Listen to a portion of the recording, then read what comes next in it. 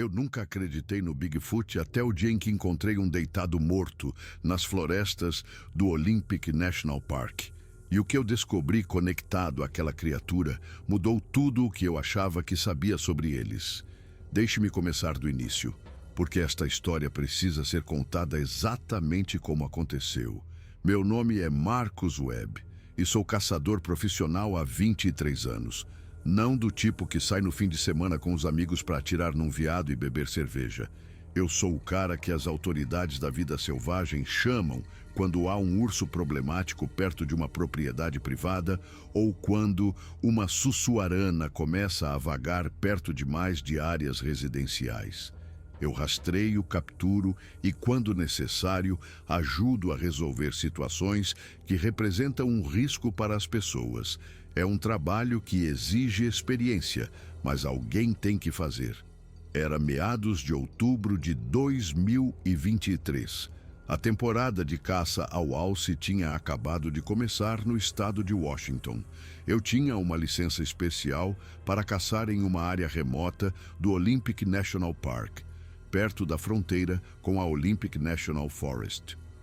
A região era conhecida por suas florestas densas de abetos de Douglas e cicutas ocidentais, árvores tão antigas que já estavam de pé desde antes da Guerra Civil Americana. Era o tipo de lugar onde você podia andar por dias sem ver outro ser humano. Eu tinha estacionado minha picape Ford F-250 em uma antiga estrada madeireira abandonada há pelo menos 30 anos, coberta de musgo e samambaias. Carreguei minha mochila com suprimentos para 3 dias. Meu rifle Winchester modelo 70 calibre 300, munição extra, um kit de primeiros socorros, barraca de camping, um saco de dormir para temperaturas de até menos 6 graus, um filtro de água Life Straw, refeições desidratadas Mountain House e meu GPS Garmin. Eu também carregava minha faca de caça K-Bar, uma lanterna de cabeça Petzl e um walkie-talkie, embora eu soubesse que não teria sinal de rádio na maior parte da viagem. O plano era simples: seguir uma trilha de cervos que eu havia explorado 2 semanas antes. Montar acampamento perto de um pequeno riacho chamado Whiskey Creek e passar 2 dias rastreando alces machos adultos.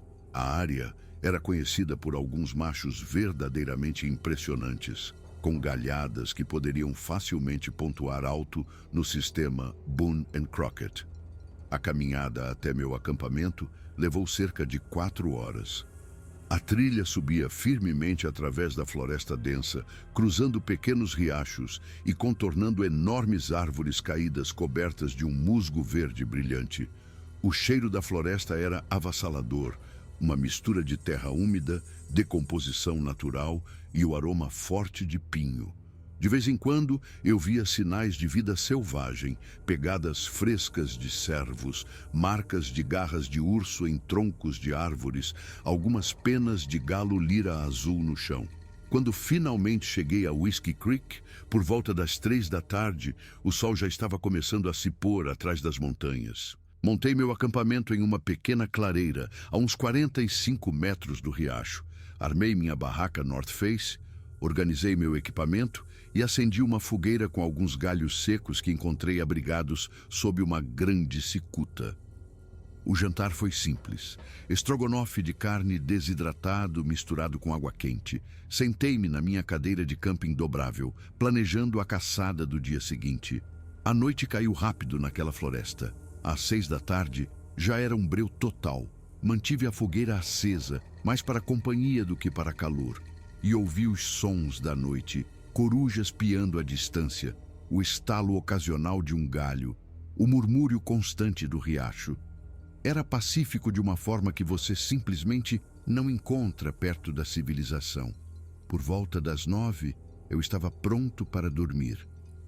Guardei toda a minha comida em um recipiente à prova de ursos e o pendurei a uns 90 metros do acampamento. Exatamente como o protocolo de segurança exigia, verifiquei meu rifle, certifiquei-me de que estava carregado, mas com a trava de segurança acionada, e o coloquei ao meu lado dentro da barraca. Então, Entrei no meu saco de dormir e desliguei minha lanterna de cabeça. Eu devo ter dormido por umas 3 horas quando acordei com um cheiro. Não o cheiro normal da floresta. Algo diferente, algo errado. Era forte, fétido, o cheiro de decomposição. Como se algo grande tivesse morrido e estivesse apodrecendo por perto há dias. O fedor era tão poderoso que me deixou enjoado. Liguei minha lanterna de cabeça e olhei o relógio. 2h47 da manhã. O fogo havia se reduzido a brasas fracas que mal iluminavam o acampamento. Fiquei dentro da barraca por alguns minutos, ouvindo com atenção. Nenhum movimento, nenhum som de animais, nada em comum.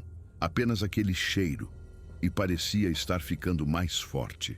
Meu primeiro pensamento foi que um urso havia arrastado uma carcaça para perto do meu acampamento. Isso seria um problema sério. Ursos, guardando suas presas, são cautelosos, mas extremamente perigosos. E a última coisa que eu queria era acampar perto de um. Eu sabia que tinha que verificar. Tinha que descobrir o que estava causando aquele odor. Peguei meu rifle, destravei a segurança e saí da barraca. A noite estava fria, provavelmente em torno de 4 graus Celsius, e eu podia ver minha respiração pairando no ar varre à luz da minha lanterna pelo acampamento. As árvores se erguiam como paredes escuras ao redor da clareira, seus galhos projetando sombras que dançavam com a luz. O cheiro vinha do oeste, na direção oposta ao riacho. Comecei a andar lentamente naquela direção, com o rifle pronto, o dedo fora do gatilho, mas preparado. A cada passo o odor ficava mais forte, quase insuportável. Tirei uma bandana do bolso e a amarrei sobre o nariz e a boca. Ajudou muito pouco. Depois de uns 180 metros através de samambaias na altura da cintura e galhos baixos de pinheiro, vi algo grande e escuro deitado entre 2 árvores enormes. A princípio, pensei que fosse um urso. O tamanho batia, mas à medida que me aproximei e a luz da minha lanterna o atingiu em cheio, percebi que estava errado. Não era um urso. Não era nada que eu já tivesse visto antes. Era um corpo. Um corpo enorme, coberto de pelos escuros e emaranhados. Estava deitado de costas, com os braços longos esticados para os lados, e mesmo na luz fraca, mesmo através da podridão, eu podia ver claramente o que era. Era um Bigfoot. Eu tinha ouvido as histórias a vida toda. Cresci no estado de Washington, onde contos de Sasquatch eram tão comuns quanto histórias sobre salmão ou a Microsoft. Todo mundo conhecia alguém que tinha visto um, mas eu nunca acreditei. Achava que eram apenas lendas, fraudes ou ursos identificados erroneamente. Mas lá estava ele, sem vida no chão da floresta, tão real quanto as árvores ao seu redor. Aproximei-me lentamente, com o coração batendo forte. A criatura devia ter pelo menos 2,60 metros de altura, talvez 2,70. Difícil dizer exatamente com o corpo inchado e estufado pela decomposição. Seu pelo era castanho escuro, quase preto em alguns lugares, grisalho onde havia caído em tufos. A pele por baixo era grossa e escura. O rosto era a parte mais chocante. Parecia com o de um gorila, mas não exatamente. Era mais achatado, com uma sobrancelha proeminente e uma mandíbula enorme. Os olhos estavam fundos e fechados. O nariz era largo e chato, e a boca estava ligeiramente aberta, revelando dentes grandes, alguns afiados como caninos, outros largos e parecidos com molares humanos. Eu circulei o corpo, mantendo distância, tentando processar o que estava vendo. As mãos eram enormes, quase do tamanho de luvas de beisebol, com dedos longos e unhas grossas e sujas. Os pés eram igualmente gigantescos, com facilmente 45 centímetros de comprimento, com dedos articulados e uma estrutura em algum lugar entre a humana e a de um primata. Com base no estado de decomposição, estimei que a criatura estivesse ali há pelo menos uma semana, talvez 2. Não havia sinais óbvios de trauma, nem ferimentos visíveis, nem marcas que sugerissem uma luta com outro animal, mas havia algo estranho no abdômen. A área estava mais inchada que o resto do corpo, distendida de uma forma que não parecia natural. Eu sabia que deveria chamar as autoridades, relatar isso imediatamente. Isso seria a descoberta do século, a prova definitiva de que o Bigfoot existia. Mas eram 3 da manhã. Eu estava a quilômetros de qualquer sinal de celular, e meu walkie-talkie definitivamente não alcançaria ninguém daqui. E então, enquanto eu estava lá, encarando aquela criatura impossível, minha mente de caçador começou a funcionar. O que tinha acontecido com ela? Por que estava aqui sozinha? E o que estava causando aquele inchaço anormal no abdômen? Foi quando me lembrei de algo que tinha visto no noticiário local, cerca de 3 semanas antes. Uma mulher havia desaparecido na área. Sarah Mitchell, 28 anos, de Port Angeles. Ela era uma entusiasta de trilhas, adorava sair sozinha. Tinha partido para uma caminhada de 3 dias no Olympic National Park e nunca mais voltou. A equipe de busca e resgate do condado de King a procurou por uma semana inteira, sem encontrar um único vestígio. Um pensamento terrível começou a se formar na minha mente. Seria possível? Poderia haver uma conexão entre o desaparecimento dela e essa criatura? Olhei novamente para o abdômen distendido. Algo não estava certo ali. E quanto mais eu olhava, mais aquilo me incomodava. Eu já havia limpado centenas de animais na minha carreira. Cervos, alces, ursos. Eu sabia como um corpo deveria parecer depois de um certo tempo. E isso não parecia certo. Contra todo o meu bom senso, contra toda a lógica e cautela, decidi que precisava entender o que estava acontecendo ali. Não apenas por curiosidade, mas porque se houvesse qualquer chance, qualquer possibilidade de que isso estivesse conectado ao desaparecimento de Sarah Mitchell, eu tinha a obrigação de descobrir. Peguei minha faca Ka-Bar do cinto, respirei fundo através da minha bandana e me preparei para o que estava prestes a fazer. Eu tinha que saber a verdade. Eu tinha que entender o que havia acontecido aqui. E o que eu estava prestes a descobrir conectaria essa criatura a um dos casos de pessoas desaparecidas mais procuradas do noroeste do Pacífico e mudaria completamente nossa compreensão do comportamento desses seres misteriosos. Fiquei ali por 1 minuto inteiro, apenas encarando aquela criatura impossível deitada no chão da floresta. Minha mão agarrava a faca Ka-Bar, mas eu ainda não tinha coragem de fazer o que sabia que tinha que fazer. Parte de mim queria apenas voltar para o acampamento, pegar meu equipamento e sair dali o mais rápido possível, deixar para as autoridades descobrirem. Mas a outra parte, a parte que passou 2 décadas rastreando e entendendo animais selvagens, sabia que eu tinha uma responsabilidade aqui. Se houvesse qualquer chance de essa criatura estar conectada ao desaparecimento de Sarah Mitchell, eu precisava saber. As famílias de pessoas desaparecidas merecem respostas. Elas merecem um desfecho, e se eu fosse embora sem investigar, nunca conseguiria viver comigo mesmo. Ajoelhei-me ao lado do corpo, ajustando minha lanterna de cabeça para a melhor iluminação possível. O cheiro de perto era quase insuportável, mesmo com a bandana cobrindo meu rosto.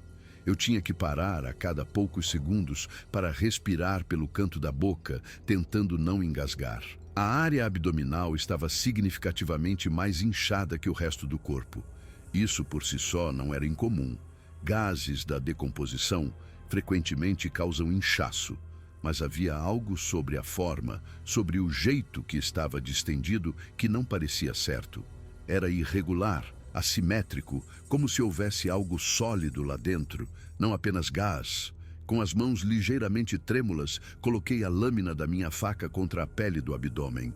O couro era incrivelmente grosso, muito mais grosso que o de qualquer animal com que eu já havia trabalhado. Foi preciso mais pressão do que eu esperava para fazer a incisão inicial. Quando a lâmina finalmente perfurou, Um odor ainda mais fétido escapou, me fazendo virar a cabeça e tossir. Fiz um corte cuidadoso de cerca de 30 centímetros de comprimento, seguindo a linha natural do corpo. A pele se abriu, revelando camadas de tecido e músculo por baixo. Tudo estava em um estado avançado de decomposição, dificultando a identificação de estruturas específicas. Mas continuei trabalhando, alargando lentamente a abertura. Foi quando comecei a ver algo que não deveria estar ali.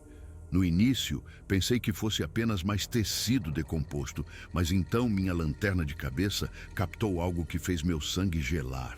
Era tecido, sim, mas não do Bigfoot. Era diferente. A textura era diferente, a cor era diferente. E então eu vi algo que não deixou dúvidas. Era um pedaço de roupa. Meu coração começou a acelerar. Cuidadosamente, usei a ponta da minha faca para puxar um pouco do material para fora. Era um tecido sintético, do tipo usado em jaquetas de caminhada modernas. Vermelho vivo, ou tinha sido antes de ficar manchado e deteriorado. E havia um pequeno logotipo bordado, que eu ainda conseguia distinguir, mesmo com o dano. Era da Columbia Sportswear. Lembrei-me dos cartazes de pessoa desaparecida que vi por toda Port Angeles. Sarah Mitchell foi vista pela última vez usando uma jaqueta de caminhada vermelha, uma jaqueta da Columbia. Minhas mãos tremiam agora, não de medo, mas de adrenalina e uma crescente sensação de pavor. Continuei examinando cuidadosamente, movendo o tecido decomposto para o lado. Então encontrei mais evidências. Pequenos pedaços de material que claramente não pertenciam ao Bigfoot. Um fragmento que parecia jeans, provavelmente de uma calça. Um pedaço de borracha que poderia ter sido da sola de uma bota de caminhada. E então, algo que confirmou meus piores medos. Enterrado mais fundo no conteúdo estomacal, encontrei algo pequeno e brilhante. Usei a faca para retirá-lo com cuidado e o limpei no musgo ao meu lado. Era um pingente, um pequeno pingente de prata, em forma de coração, em uma fina corrente de prata. Havia uma inscrição nele, mas era difícil de ler na luz fraca e sob a sujeira. Peguei minha garrafa de água do cinto, derramei um pouco sobre o pingente e esfreguei suavemente com o polegar. Lentamente, as letras se tornaram visíveis. Para Sarah, com amor, mamãe e papai, 2015. Sentei-me sobre os calcanhares, minha mente a mil. Não havia mais dúvida. Essa criatura tinha algo a ver com o desaparecimento de Sarah Mitchell. Mas como? Por quê? Os Bigfoot eram supostamente criaturas pacíficas, evitando humanos a todo custo. Todas as histórias que eu já tinha ouvido descreviam encontros onde eles observavam a distância, nunca agressivos, nunca hostis. Mas as evidências aqui contavam uma história diferente, uma história perturbadora que eu mal conseguia processar. Continuei minha investigação, trabalhando por mais 30 minutos, documentando mentalmente tudo o que encontrava. Havia mais fragmentos de roupas, mais pedaços de equipamento de caminhada, uma fivela de mochila quebrada, parte de um cadarço, um pequeno pedaço de plástico que poderia ter sido de uma garrafa de água. Mas o que mais me perturbou não foi o que encontrei, foi o que isso significava. O conteúdo estomacal não mostrava apenas que o Bigfoot havia encontrado Sarah Mitchell. Mostrava que algo terrível havia acontecido, algo que ia contra tudo o que pensávamos saber sobre essas criaturas. Olhei novamente para o rosto da criatura, tentando entender o que poderia ter causado isso: fome, desespero, ou havia algo mais sombrio em jogo? E o que havia acontecido com o próprio Bigfoot? O que o levara a este fim? Examinei o corpo novamente, desta vez procurando por quaisquer sinais de trauma que pudessem explicar a morte da criatura. Não havia ferimentos externos óbvios, nem buracos de bala, nem sinais de luta. Mas então, notei algo estranho na boca da criatura. Inclinando-me mais perto, usei minha faca para abrir gentilmente a mandíbula.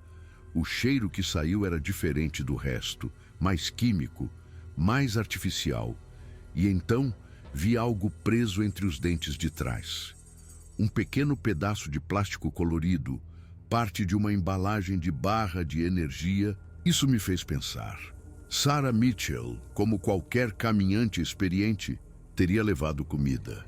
Barras de energia, mix de trilha, talvez até algumas refeições desidratadas.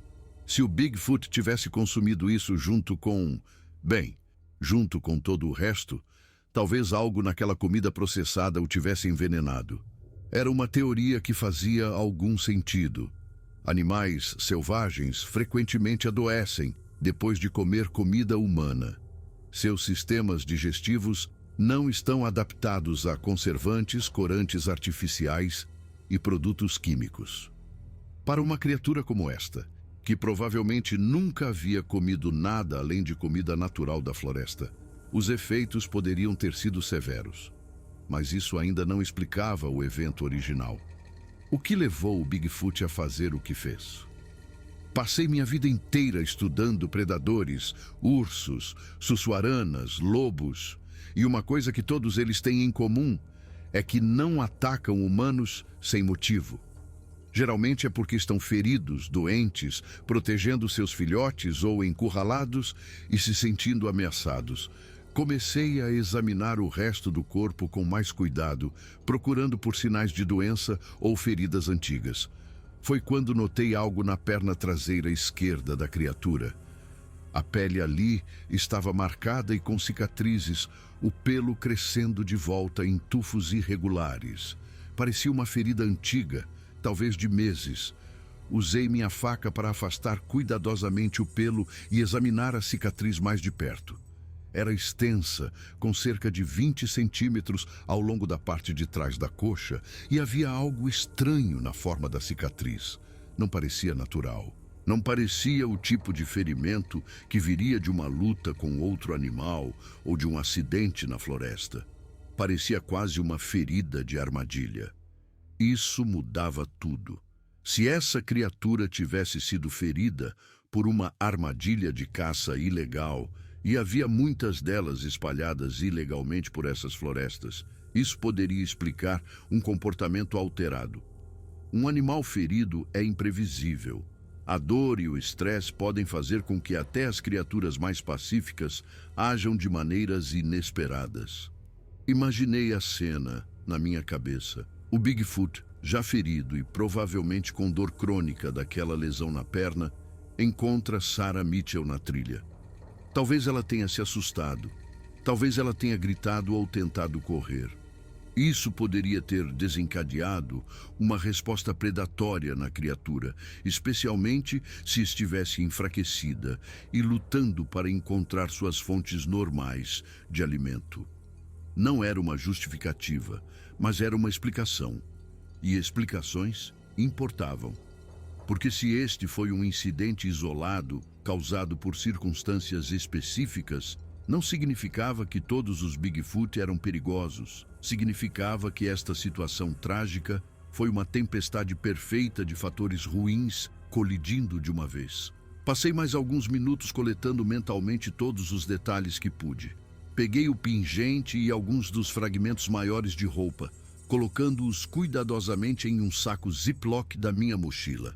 Isso seria uma evidência crucial para as autoridades, evidência que poderia finalmente dar à família Mitchell as respostas que eles mereciam.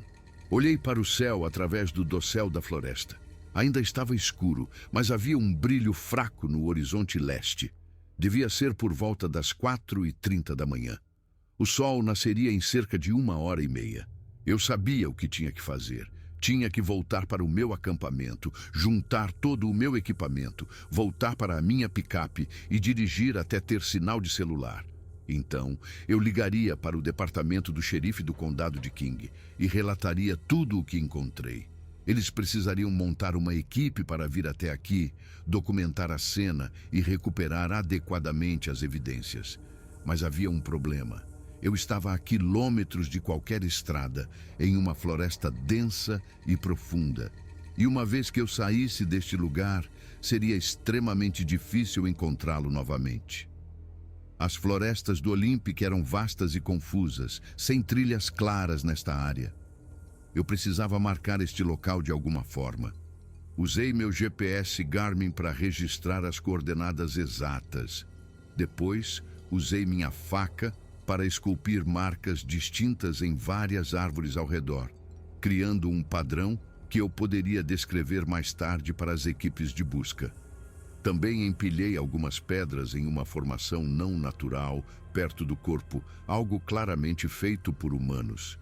Antes de sair, olhei uma última vez para o Bigfoot, deitado ali. Apesar do que tinha acontecido, apesar da tragédia que essa criatura havia causado, senti uma estranha tristeza. Este era um ser magnífico, provavelmente um dos últimos de sua espécie. E havia morrido aqui, sozinho, doente por algo que seu corpo não conseguia processar. Duas tragédias, pensei. Sarah Mitchell e esta criatura, ambas vítimas de circunstâncias que nunca deveriam ter se cruzado. Virei-me e comecei a caminhar de volta para o meu acampamento, minha mente ainda processando tudo o que eu tinha visto. O caminho pela floresta escura parecia diferente agora. As sombras pareciam mais profundas. Os sons da noite, mais sinistros. Apertei meu rifle com mais força. Todos os meus sentidos em alerta máximo, porque agora eu sabia a verdade. Eu sabia que essas florestas guardavam segredos muito maiores do que qualquer um imaginava. E eu estava prestes a trazer um desses segredos à luz. A caminhada de volta ao meu acampamento pareceu uma eternidade. Cada som na floresta fazia meu coração pular. O estalo de um galho, o farfalhar de folhas, o chamado distante de uma coruja, tudo parecia amplificado, carregado de um novo significado. Eu não estava sozinho aqui. Eu nunca estive. E essa percepção mudou tudo. Quando finalmente cheguei à minha clareira, o céu começava a clarear com aquele brilho cinzento de antes do amanhecer. As brasas da minha fogueira haviam se apagado completamente, deixando apenas cinzas frias. Minha barraca estava exatamente como eu a deixei, mas de alguma forma parecia diferente agora. Tudo parecia. Não perdi tempo. Comecei imediatamente a desmontar o acampamento, trabalhando com uma eficiência nascida de anos de experiência e alimentada pela urgência do que eu havia descoberto. A barraca foi desmontada e guardada em menos de 5 minutos. Meu saco de dormir foi enrolado e preso à minha mochila. Recuperei meu recipiente de comida da árvore, guardei meu equipamento de cozinha e enterrei completamente os restos da minha fogueira. Normalmente, eu teria o cuidado de não deixar vestígios da minha presença. Não deixe rastros era um princípio que eu levava a sério. Mas desta vez, eu me importava mais com a velocidade. Eu precisava sair, chegar a um telefone, relatar o que encontrei. Joguei minha mochila sobre os ombros, apertei as alças, peguei meu rifle e comecei a trilha de volta para onde havia estacionado minha picape. O céu estava clareando constantemente e logo eu conseguia ver o caminho à frente sem minha lanterna de cabeça. A caminhada de 4 horas que eu havia feito no dia anterior agora parecia interminável. A cada minuto que passava, eu pensava na família Mitchell. Eles passaram 3 semanas sem saber o que aconteceu com Sarah. 3 semanas de esperança minguante, noites sem dormir e cada toque de telefone trazendo o terror de más notícias. E agora eu tinha respostas para eles. Não as que eles queriam, não o final feliz pelo qual rezaram, mas pelo menos um desfecho, pelo menos certeza. Também pensei nas implicações mais amplas do que eu havia encontrado. Se a história vazasse, e inevitavelmente vazaria, causaria pânico. As pessoas começariam a ver o Bigfoot não como criaturas misteriosas e inofensivas, mas como predadores perigosos. Haveria caçadas, grupos de vigilantes entrando nas matas, armados e determinados a exterminar qualquer coisa que encontrassem. Mas eu sabia que essa não era a história completa. O Bigfoot que encontrei estava claramente em circunstâncias anormais. Ferido, possivelmente doente, definitivamente não agindo de acordo com o comportamento típico de sua espécie.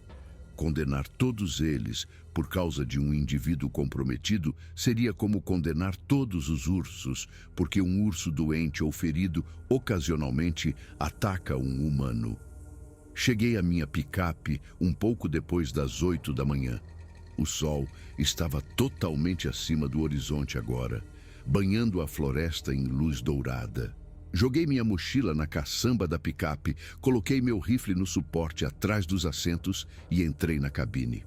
Minhas mãos tremiam um pouco enquanto eu colocava a chave na ignição. O motor da F-250 rugiu, quebrando o silêncio da floresta.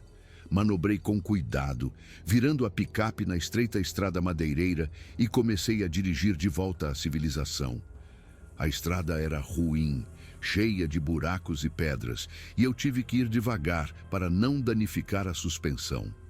Demorou quase 45 minutos até que finalmente cheguei a uma área onde meu telefone mostrava sinal.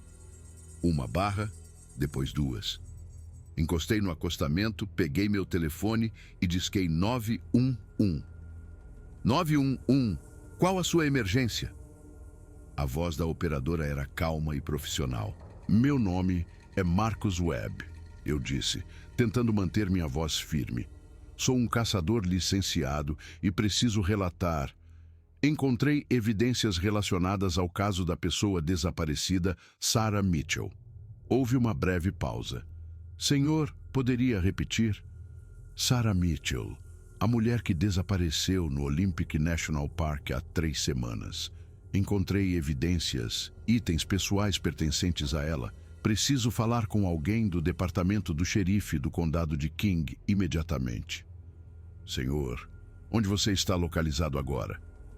Dei a ela minha localização aproximada na rodovia e ela me disse para ficar onde estava. Um oficial seria despachado para a minha posição. Ela me manteve na linha, fazendo perguntas sobre exatamente o que eu havia encontrado, mas fui vago com os detalhes. Esta não era uma conversa para se ter por telefone. Precisava acontecer pessoalmente, com os investigadores apropriados presentes. Cerca de 20 minutos depois, um SUV do departamento do xerife apareceu na estrada, com as luzes piscando. O veículo parou atrás da minha picape e 2 oficiais saíram. Um era um homem mais velho, talvez na casa dos 50 anos, com cabelo grisalho curto e uma expressão séria. O outro era mais jovem, provavelmente no início dos 30, com um bloco de notas já aberto na mão. Sr. Webb, o oficial mais velho se aproximou. Sou o delegado Tom Brennan e este é o delegado Collins. Entendemos que você tem informações sobre o caso Sarah Mitchell. Sim, senhor, respondi. Mas antes de explicar, preciso avisar que o que estou prestes a dizer vai soar impossível, mas tenho evidências físicas para apoiar tudo o que vou lhe contar. Os 2 oficiais trocaram um olhar. O delegado Brennan assentiu. Tudo bem, Sr. Webb. Por que não começamos do início? Respirei fundo e comecei a contar minha história. Contei a ele sobre minha viagem de caça, sobre acordar com um cheiro estranho, sobre seguir o odor até encontrar o corpo na floresta. E então, vendo o olhar cético começando a aparecer em seus rostos, eu disse sem rodeios. Eu encontrei um Bigfoot morto, um Sasquatch, e dentro do estômago daquela criatura encontrei pertences pessoais de Sarah Mitchell. O silêncio que se seguiu foi pesado. O delegado Collins parou de escrever e ergueu os olhos com incredulidade no rosto. O delegado Brennan apenas me estudou, sua expressão não revelando nada. Sr. Webb, Brennan finalmente disse, sua voz cuidadosamente neutra.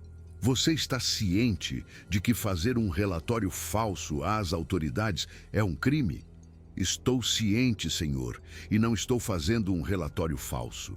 Caminhei até a porta do passageiro da minha picape e peguei o saco Ziploc contendo as evidências que coletei. Aqui, este é um colar que encontrei. Tem uma inscrição. Para Sarah, com amor, mamãe e papai, 2015. Estes são fragmentos de uma jaqueta vermelha da Columbia e este pedaço de tecido é de um jeans. Entreguei o saco para Brennan. Ele o pegou com cuidado, examinando o conteúdo através do plástico transparente. Sua expressão mudou. Um lampejo de reconhecimento passou por seus olhos. Collins, ele disse calmamente, pegue a foto do caso no carro. O delegado mais jovem correu de volta para o SUV e retornou com uma pasta. Ele a abriu, folheando até encontrar uma foto específica. Era uma foto de Sarah Mitchell, tirada antes de ela desaparecer. Na foto, ela estava sorrindo, usando uma jaqueta vermelha, e em volta do pescoço estava o pingente em forma de coração que agora estava no saco de evidências na mão de Brennan. Meu Deus, murmurou Collins. Brennan olhou para mim com uma nova intensidade. Senhor Webb, vou precisar que você nos leve ao local onde encontrou isso imediatamente. Eu marquei as coordenadas de GPS, eu disse, mas devo avisá-lo. É uma longa caminhada, pelo menos 4 horas a pé de onde estacionei minha picape. E a estrada de terra até lá é bem ruim. Precisaremos de veículos apropriados e provavelmente deveríamos esperar até amanhã de manhã para ir com a luz do dia. Brennan balançou a cabeça. Não, isso precisa acontecer agora. Quanto mais esperarmos, mais a cena pode ser comprometida pela vida selvagem ou pelo clima. Ele pegou seu rádio. Central, aqui é o delegado Brennan. Preciso de uma equipe de investigação completa, mobilizada para o Olympic National Park. Também vou precisar de busca e resgate de prontidão. E contatem o FBI. Isso está conectado ao caso Mitchell. Nos 30 minutos seguintes, aquele trecho remoto da rodovia se transformou em um centro de atividades. Mais veículos do departamento do xerife chegaram. Uma van do FBI estacionou. Uma equipe do Instituto Médico Legal do Condado de King foi despachada e um grupo de busca e resgate apareceu com seus veículos off-road e equipamento de caminhada. Fui questionado repetidamente por pessoas diferentes, cada uma fazendo variações das mesmas perguntas. O que exatamente eu tinha visto? Quão grande era a criatura? Em que condição estava o corpo? Onde exatamente eu havia encontrado os pertences de Sarah Mitchell? Eu havia tocado em mais alguma coisa na cena? Finalmente, o delegado Brennan decidiu que tínhamos pessoal suficiente para prosseguir. Ele designou uma equipe de 6 pessoas para fazer a caminhada inicial comigo. Ele mesmo, o delegado Collins, 2 membros de busca e resgate, um investigador do FBI chamado agente Morrison e uma médica legista chamada Drachen. Todos nós entramos em nossos veículos e formamos um pequeno comboio. Eu liderei na minha F-250, seguido pelos outros em seus SUVs e picapes. Dirigi de volta pela rodovia e depois virei na antiga estrada madeireira que levava ao meu ponto de partida original. A estrada era tão ruim quanto eu me lembrava. Talvez pior à luz do dia, quando se podia ver todos os sulcos e obstáculos. Nós nos arrastamos, nossos veículos balançando e saltando sobre a superfície irregular. Em um ponto, tivemos que parar e remover um tronco caído que bloqueava o caminho. Finalmente, após quase 1 hora de direção difícil, chegamos ao lugar onde eu havia estacionado originalmente. Todos nós saímos e começamos a nos preparar para a caminhada. A equipe de busca e resgate distribuiu walkie-talkies extras para todos. A doutora Shen verificou seu kit médico. O agente Morrison verificou a Glock em seu quadril. Tudo bem, disse o delegado Brennan, olhando para o grupo. O Sr. Webb vai nos guiar. Mantenham uma formação compacta, fiquem alertas e se alguém vir ou ouvir algo incomum, relate imediatamente. Trataremos isso como uma potencial cena de crime. Então, luvas quando chegarmos lá, e não toquem em nada que não seja absolutamente necessário. Ele se virou para mim. Sr. Webb, lidere o caminho. Eu assenti, ajustei minha mochila e entrei na floresta. Atrás de mim, ouvi os passos dos outros 6 me seguindo. E assim, começamos a longa jornada de volta àquele lugar impossível onde 2 tragédias se cruzaram, onde a linha entre lenda e realidade se dissolveu, onde respostas que o mundo não estava pronto para ouvir aguardavam. A caminhada pela floresta foi completamente diferente desta vez. Quando fiz o percurso sozinho 2 dias antes, tinha sido pacífico, quase meditativo. Agora, com outras 6 pessoas atrás de mim, a floresta parecia menor, menos mágica. O silêncio natural havia sido substituído pelo som de botas quebrando galhos, equipamentos farfalhando e a troca ocasional de sussurros entre a equipe. Eu liderei o grupo, usando meu GPS para refazer a rota que havia tomado. O delegado Brennan caminhava logo atrás de mim, seguido pelo agente Morrison. A doutora Chen ficava no meio, flanqueada pelos 2 membros de busca e resgate, e o delegado Collins fechava a retaguarda. Quanto tempo mais, Sr. Webb? Brennan perguntou após cerca de 2 horas de caminhada. Mais umas 2 horas, respondi. O terreno fica mais difícil a partir daqui. Há um trecho onde teremos que cruzar o Whiskey Creek e depois uma subida íngreme por uma área com muitos troncos caídos. Brennan assentiu e transmitiu a informação para o resto do grupo pelo walkie-talkie. Continuamos em silêncio por um tempo. Eu podia sentir a tensão no grupo aumentando à medida que nos aprofundávamos na floresta. O agente Morrison mantinha a mão casualmente apoiada perto de sua arma. Os membros de busca e resgate constantemente examinavam a mata ao nosso redor, seus olhos treinados, procurando por qualquer coisa fora do lugar. Quando finalmente chegamos ao Whiskey Creek, fizemos uma pequena pausa. A água estava baixa, com apenas alguns centímetros de profundidade, correndo sobre pedras lisas. Atravessamos um por um, usando as pedras maiores como degraus. A doutora Chen quase escorregou no meio do caminho, mas um dos membros de busca e resgate, um cara grande chamado Jake, a segurou pelo braço e a ajudou a atravessar em segurança. Do outro lado do riacho, o terreno se tornou mais desafiador, exatamente como eu havia avisado. Árvores caídas bloqueavam o caminho a cada poucos metros, nos forçando a escalar por cima ou desviar ao redor delas. Galhos baixos de pinheiro nos arranhavam enquanto passávamos. O chão da floresta estava coberto por densas samambaias que chegavam à nossa cintura em alguns lugares. "Como você encontrou este caminho no escuro?" perguntou o delegado Collins, com um novo respeito em sua voz. "Eu estava seguindo meu nariz", respondi. O odor era impossível de ignorar. Como se em resposta às minhas palavras, o agente Morrison parou de repente. "Esperem. Vocês estão sentindo esse cheiro?" Todos nós congelamos e inspiramos. Lá estava, aquele cheiro inconfundível de decomposição, ainda forte mesmo depois de mais de 24 horas desde a última vez que estive aqui. "Estamos perto", eu disse. "Muito perto." Brennan pegou seu walkie-talkie. "Equipe, preparem-se. Estamos nos aproximando do local. Doutora Chen, fique no meio. Morrison, você e eu vamos avançar com o Webb Collins. Você e a busca e resgate mantenham o perímetro." Reorganizamos nossa formação e avançamos com mais cautela. O cheiro ficava mais forte a cada passo. Eu podia ver as expressões dos outros membros da equipe mudando à medida que o fedor os atingia com força total.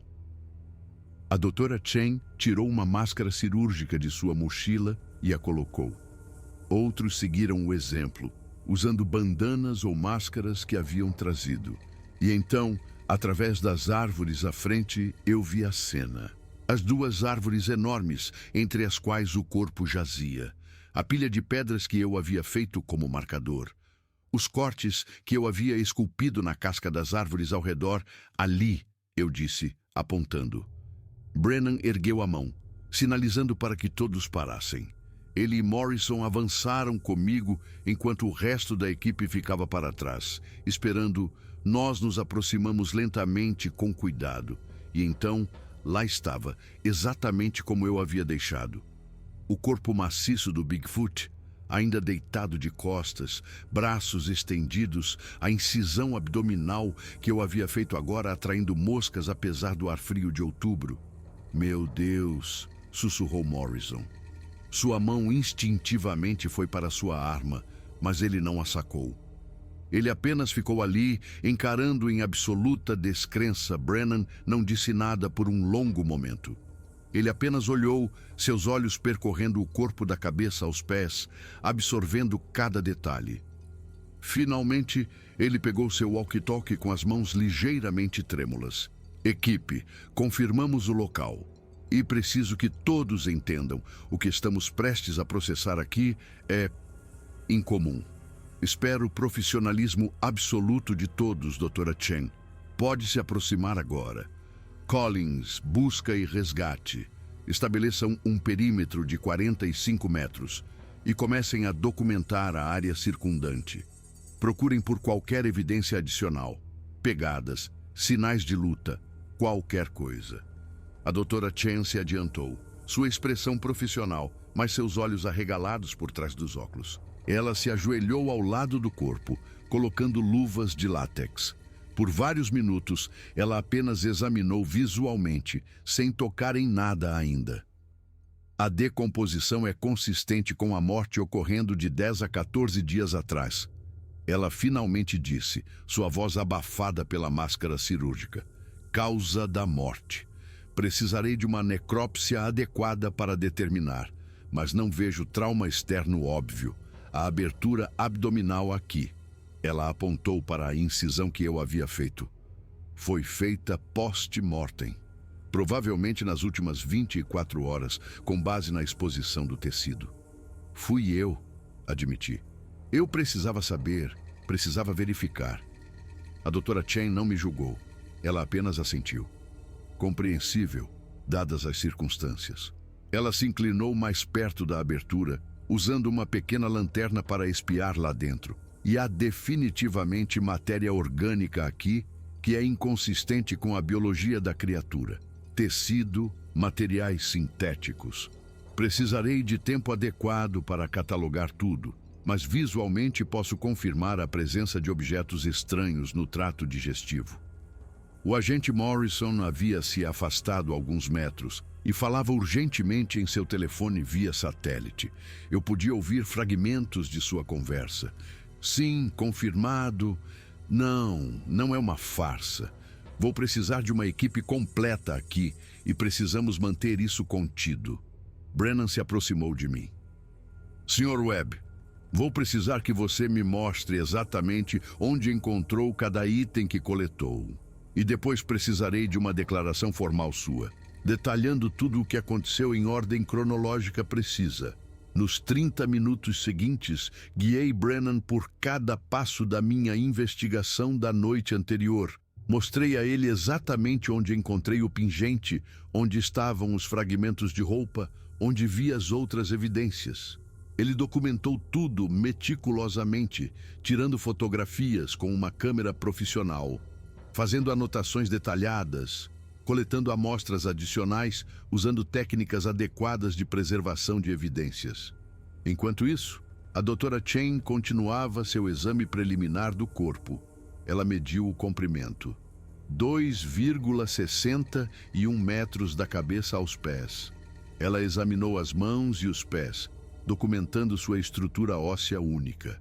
Ela inspecionou os dentes, notando a mistura incomum de traços carnívoros e herbívoros. Ela examinou a cicatriz na perna que eu havia notado, concordando com minha avaliação de que parecia ser de algum tipo de armadilha. Os membros de busca e resgate retornavam periodicamente com achados da área circundante. Jake encontrou várias pegadas grandes na lama perto de um pequeno riacho, a cerca de 90 metros de distância. Eles fizeram moldes de gesso das impressões. Outra membro, uma mulher chamada Sarah, ironicamente com o mesmo nome da vítima, encontrou o que parecia ser um local de descanso temporário, uma área onde a vegetação havia sido achatada como se algo grande tivesse se deitado ali. O delegado Collins encontrou algo especialmente perturbador. A cerca de 180 metros ao norte, ele localizou o que pareciam ser restos adicionais de equipamento de acampamento. Uma mochila azul da North Face, rasgada e danificada, mas ainda reconhecível. Ele a trouxe de volta em um saco de evidências e, quando Brennan a abriu com cuidado, encontramos uma carteira de motorista dentro de um pequeno bolso interno. A foto na carteira era de Sarah Mitchell, sorrindo, seus olhos verdes brilhantes e esperançosos. A carteira foi emitida em 2021, listando um endereço em Port Angeles. Havia também cartões de crédito, $47 em dinheiro e uma foto dobrada de Sarah com duas pessoas mais velhas que presumivelmente eram seus pais. Brennan segurou a carteira com cuidado, com a mandíbula cerrada. "Isso confirma", disse ele em voz baixa. "Precisaremos notificar a família." A tarde se arrastou enquanto a equipe documentava metodicamente tudo. O agente Morrison havia chamado reforços adicionais e por volta das 4 da tarde, mais 6 pessoas chegaram ao local. Mais agentes do FBI, outro médico legista e um especialista em vida selvagem da Universidade de Washington, que Brennan conseguiu trazer com urgência. O especialista em vida selvagem, um professor chamado Dr. Richard Hartley, passou quase 1 hora examinando o corpo do Bigfoot, tirando medidas, coletando amostras de pelos e tecidos, fotografando cada detalhe. Ele estava simultaneamente fascinado e cientificamente focado. "Isso vai reescrever tudo o que pensávamos saber sobre os primatas na América do Norte", disse ele a Brennan. "A estrutura esquelética é única, com características compartilhadas tanto com o Gigantopithecus quanto com os hominídeos modernos, mas com adaptações distintas, e o tamanho sugere uma linhagem evolutiva completamente separada que sobreviveu em isolamento por milhões de anos." Mas seu fascínio científico foi temperado quando ele examinou o conteúdo estomacal e as implicações do que havia acontecido. "O comportamento predatório em relação aos humanos não é típico dos grandes símios", observou ele. "Mesmo os gorilas, que são maciçamente fortes, são primariamente herbívoros e evitam o confronto. Para que isso tenha acontecido, a criatura teria que estar sob estresse extremo. Fome, doença ou dor crônica de uma lesão." Ele examinou a cicatriz na perna mais de perto. Esta ferida foi significativa. Provavelmente limitou severamente a mobilidade da criatura. Se não conseguia caçar ou forragear normalmente, isso poderia tê-la levado ao desespero. E animais desesperados são imprevisíveis. Quando o sol começou a se pôr, Brennan tomou a difícil decisão de que precisaríamos acampar ali durante a noite. Era muito tarde e perigoso demais para tentar a longa caminhada de volta no escuro com todo o equipamento e as evidências que havíamos coletado. Além disso, precisávamos proteger a cena até que pudéssemos providenciar o transporte adequado para o corpo. A equipe de busca e resgate montou várias barracas em uma pequena clareira a cerca de 45 metros do corpo, longe o suficiente para escapar do pior do odor, mas perto o suficiente para manter a cena protegida.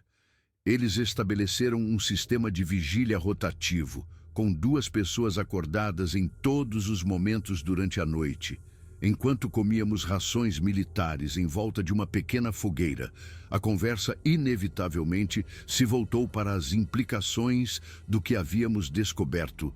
Como vamos lidar com isso publicamente? Perguntou o delegado Collins. Quero dizer, quando isso vazar, e vai vazar, vai causar pânico em massa. O agente Morrison balançou a cabeça. Isso está muito acima do meu nível de decisão. O FBI terá que coordenar com várias agências federais, o Serviço de Parques Nacionais, a pesca e vida selvagem, talvez até a segurança interna, e precisaremos consultar especialistas científicos para determinar se existem outras dessas criaturas na área, se elas representam uma ameaça contínua. Elas não representam, eu disse em voz baixa. Todos olharam para mim. Esta foi uma situação anormal, uma criatura ferida e desesperada que tomou uma decisão terrível. Isso não define a espécie inteira. Condenar todos os Bigfoot, por causa disso, seria como condenar todos os ursos, porque um doente ocasionalmente ataca alguém. O Dr. Hartley assentiu em concordância. O Sr. Webb está correto. Na verdade, o que é notável sobre esta descoberta não é que tenha acontecido uma vez, mas que aparentemente nunca aconteceu antes. Se há uma população dessas criaturas vivendo nessas florestas por gerações, e todas as evidências sugerem que há, então o fato de termos essencialmente 0 casos documentados de encontros agressivos sugere que seu comportamento normal é evitar os humanos completamente. A conversa continuou até tarde da noite, enquanto todos processavam as implicações impossíveis do dia. Eventualmente, começamos a nos recolher para as barracas. Ofereci-me para fazer a primeira vigília junto com Jake, o membro de busca e resgate. Sentamos perto do fogo, alimentando-o com galhos secos, nossos olhos examinando a escuridão ao nosso redor. A floresta noturna estava viva com sons, corujas, pequenos mamíferos se movendo pela vegetação rasteira, o vento sussurrando entre as árvores. Você ficou com medo? Jake perguntou após um longo silêncio. Quando você o encontrou pela primeira vez, no escuro. Sim, admiti. Mas mais do que medo, acho que foi admiração e tristeza. Admiração por estar cara a cara com algo que não deveria existir. Tristeza porque eu sabia que essa história não ia acabar bem para ninguém envolvido.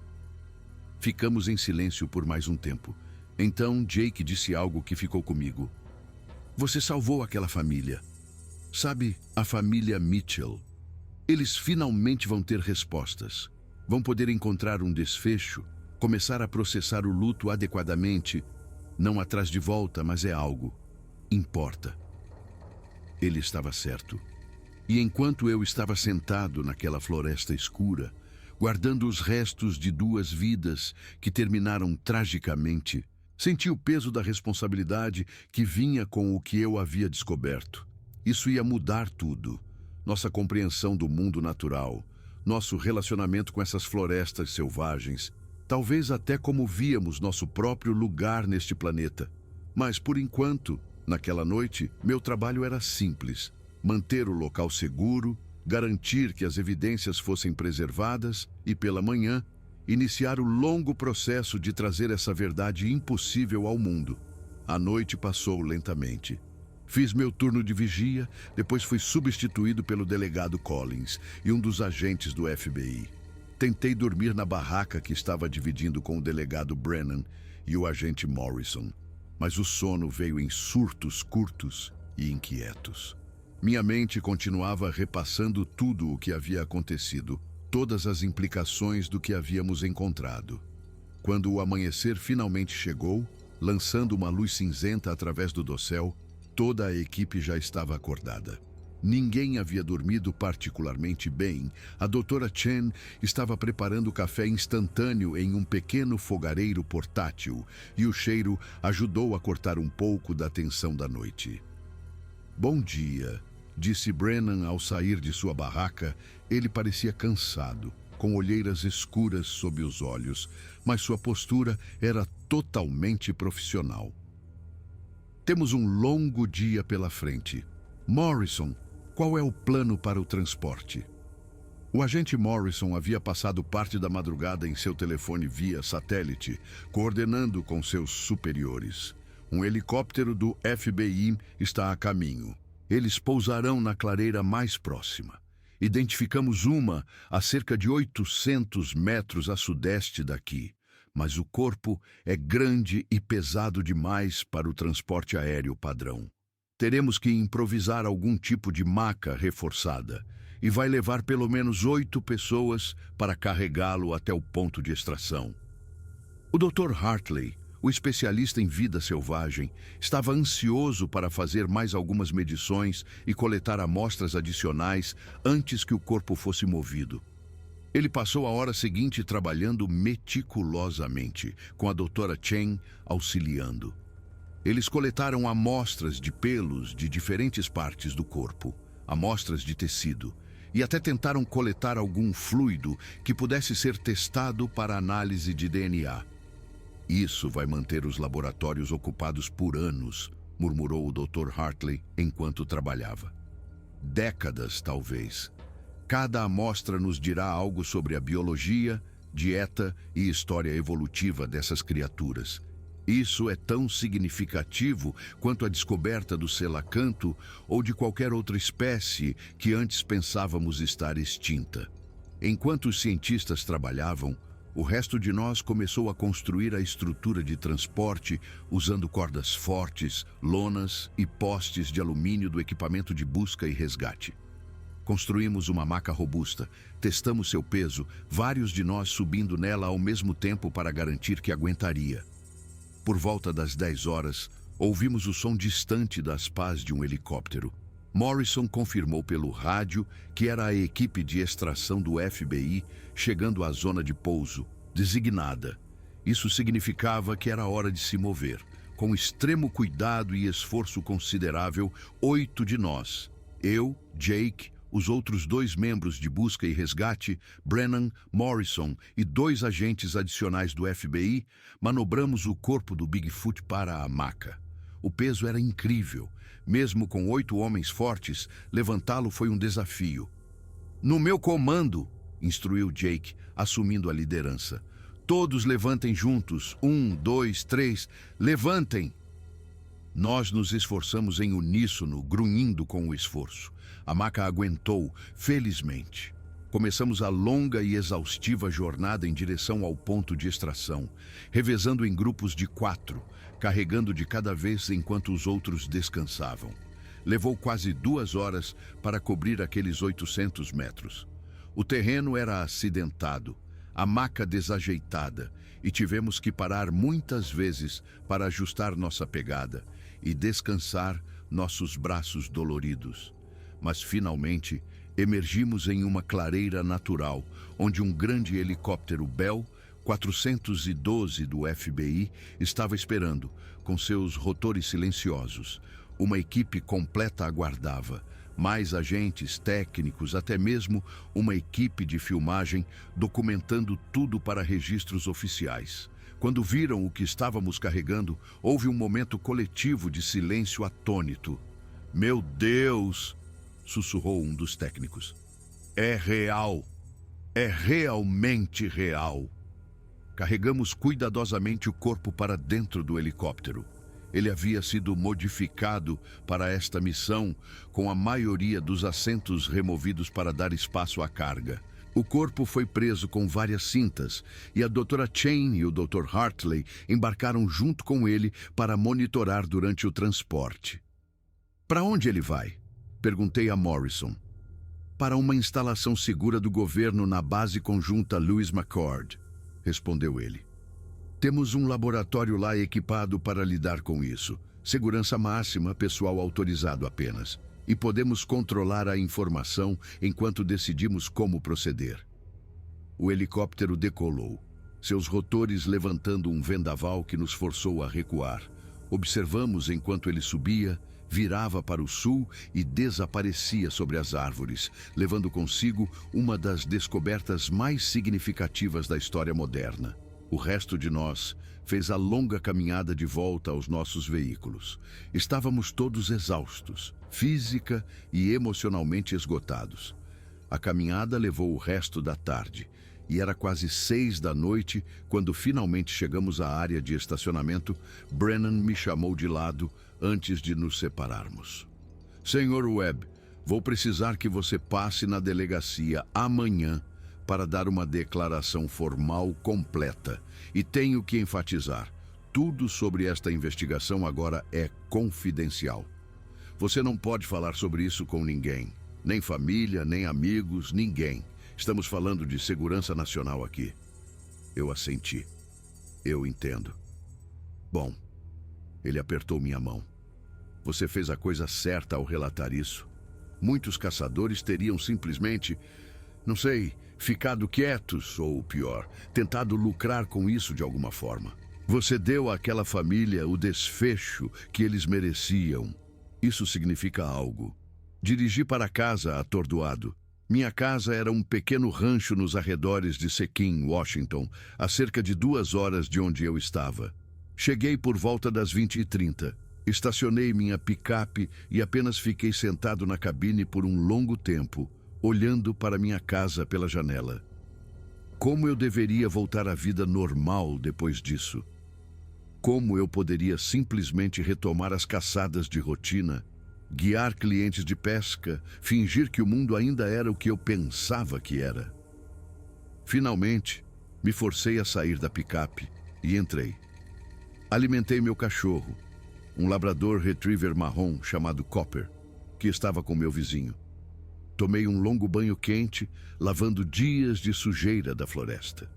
Então, fiz um sanduíche simples que mal consegui comer e desabei na cama. Os dias seguintes foram um borrão de reuniões e interrogatórios.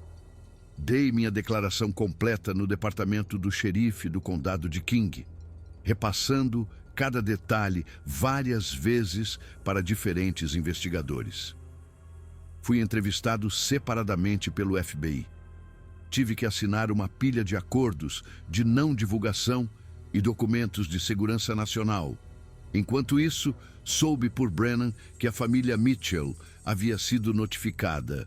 Os pertences de Sarah foram confirmados por DNA, dando-lhes a certeza de que ela se fora.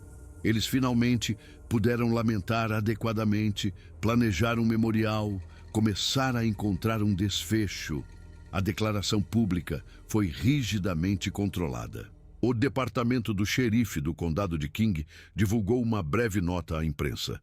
Pertences pessoais de Sarah Mitchell foram recuperados em uma área remota do Olympic National Park. Com base em evidências forenses, determinamos que a senhora Mitchell pereceu em um infeliz encontro com a vida selvagem. A investigação está encerrada. Nenhuma menção ao Bigfoot, nenhuma menção às verdadeiras circunstâncias. Oficialmente, foi apenas mais uma tragédia de uma caminhante perdida, do tipo que ocasionalmente acontece na vasta natureza selvagem do noroeste do Pacífico. Mas dentro dos círculos científicos e governamentais, eu sabia que estava causando ondas enormes. O Dr. Hartley me ligou uma vez, falando rapidamente e em código, me informando que a análise de DNA estava em andamento e que os resultados preliminares eram revolucionários. A criatura era definitivamente uma espécie de primata desconhecida, com divergência genética de linhagens conhecidas datando de milhões de anos. 3 semanas após a descoberta, recebi uma visita inesperada. Um SUV preto com vidros escuros entrou na minha garagem e 2 homens de terno saíram. Um era o agente Morrison. O outro era um homem mais velho que ele apresentou simplesmente como Dr. Stevens, do Departamento do Interior. Sentamos na minha sala de estar, com Copper deitado desconfiadamente aos meus pés. Senhor Webb, começou o Dr. Stevens, obrigado por nos receber. Estou aqui representando uma força-tarefa interinstitucional que foi formada em resposta à sua descoberta. Fomos encarregados de determinar se existe uma população de Sasquatch vivendo em nossos parques e florestas nacionais e, em caso afirmativo, como protegê-los, garantindo a segurança pública. Ele se inclinou para a frente. Precisamos da sua ajuda. Sua experiência como rastreador, seu conhecimento dessas florestas e, francamente, o fato de você já ter encontrado um desses seres o tornam inestimável. Estamos montando uma equipe de pesquisa de campo e gostaríamos que você fizesse parte dela. Olhei para os dois homens. Vocês estão me oferecendo um emprego para caçar Bigfoot? Não caçar, corrigiu o Dr. Stevens. Estudar, documentar, proteger. Essas criaturas, se existirem mais, representam um patrimônio biológico inestimável. Elas também podem representar riscos, especialmente se houver outros indivíduos feridos ou doentes, como o que você encontrou. Precisamos entender sua população, seus padrões de movimento, seu comportamento, e precisamos fazer isso discretamente, sem causar pânico público ou atrair caçadores de troféus. Pensei sobre isso. Pensei naquela criatura deitada morta na floresta, vítima tanto da circunstância quanto da natureza. Pensei em Sarah Mitchell e em todos que amavam essas áreas selvagens. Pensei no frágil equilíbrio entre os humanos e a natureza. Eu faço, eu disse, mas com uma condição. O que quer que encontremos, qualquer Sasquatch que encontrarmos, eles serão protegidos, não importa o quê. Eles não serão caçados, capturados para zoológicos ou explorados. Eles permanecerão livres em suas florestas. O Dr. Stevens sorriu. Sr. Webb, essa é exatamente a atitude que precisamos nesta equipe. Temos um acordo. E assim começou um novo capítulo da minha vida. Passei os meses seguintes trabalhando com cientistas, conservacionistas e agentes da lei em uma das operações secretas mais incomuns que o governo do Cenicero já conduziu. Instalamos câmeras de trilha em áreas remotas. Analisamos pegadas e sinais. Coletamos e testamos amostras de DNA ambiental.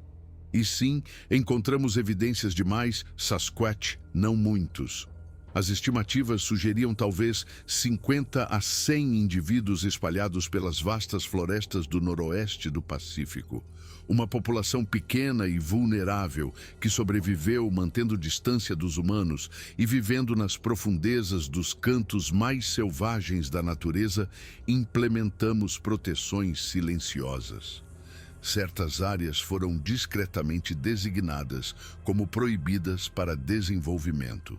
Os padrões de patrulha foram ajustados para dar mais espaço às criaturas. Armadilhas ilegais foram removidas de forma mais agressiva. Quanto à criatura que encontrei, a necrópsia confirmou o que havíamos suspeitado. A ferida na perna havia infeccionado, causando dor crônica e mobilidade severamente limitada.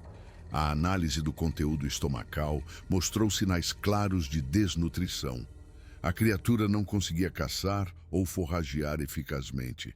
Havia também indicações de toxicidade sistêmica, provavelmente por consumir alimentos humanos processados que seu corpo não conseguia metabolizar adequadamente.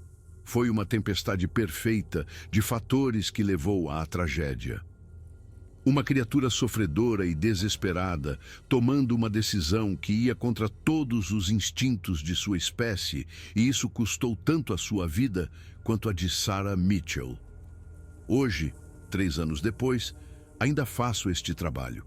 Ainda passo semanas nas florestas rastreando sinais, monitorando populações, garantindo que esses seres magníficos possam continuar a existir sem interferência humana. Nunca vi outro Sasquatch vivo. Encontrei pegadas, sinais de passagem e ouvi sons distantes que poderiam ter sido seus chamados. Mas eles permanecem elusivos, como sempre foram fantasmas das florestas que sobreviveram nos evitando. E talvez seja melhor assim. Algumas coisas devem permanecer misteriosas, viver nas sombras entre o conhecido e o desconhecido. Meu trabalho não é arrastar esses seres para a luz, mas garantir que as sombras onde eles vivem permaneçam intocadas e seguras. A família Mitchell eventualmente entrou em contato comigo. Foi uma conversa difícil, mas necessária. Eles me agradeceram por lhes dar um desfecho, por não ter ido embora quando eu poderia ter ido. O pai de Sarah me disse algo que ainda carrego comigo. Você nos devolveu nossa filha. Não viva, mas você nos deu a verdade. E a verdade, por mais dolorosa que seja, é um presente. Há noites em que estou na mata, sentado ao lado de uma fogueira, quando penso naquela noite de outubro em que tropecei no impossível. Penso nas escolhas que fiz, nas vidas que foram mudadas, nos segredos que agora carrego. O mundo nunca saberá a verdade completa. As pessoas continuarão debatendo se o Bigfoot é real, compartilhando fotos borradas e vídeos tremidos, contando histórias de fogueira, e por baixo de tudo isso, um pequeno grupo de nós continuará trabalhando silenciosamente para proteger essas criaturas, para garantir que elas tenham um lugar neste mundo que encolhe rapidamente. Porque no final, é disso que se trata. Não sobre provar que eles existem ou satisfazer a curiosidade humana. É sobre reconhecer que este planeta ainda é grande o suficiente, ainda selvagem o suficiente para guardar mistérios. E alguns mistérios são preciosos demais para serem resolvidos. Eles devem ser protegidos, preservados, para que as gerações futuras possam se maravilhar. Eu nunca acreditei no Bigfoot, mas então encontrei um e descobri algo que mudou minha compreensão do mundo. Aprendi que a linha entre lenda e realidade é mais tênue do que pensamos. Aprendi que nossas florestas guardam segredos que estamos apenas começando a entender. E aprendi que, às vezes, as maiores descobertas vêm com as maiores responsabilidades. O que aconteceu naquela floresta remota em outubro de 2023 foi uma tragédia em muitos níveis. Mas também foi uma revelação, um lembrete de que compartilhamos este planeta com seres que mal compreendemos e que temos a obrigação de ser guardiões, não conquistadores, dos lugares selvagens que restam. Essa é a minha história. É a verdade do que aconteceu, do que descobri e do caminho que minha vida tomou depois. Pode ser que eu nunca possa compartilhá-la publicamente. Posso estar preso por acordos e classificações, mas eu sei o que é real.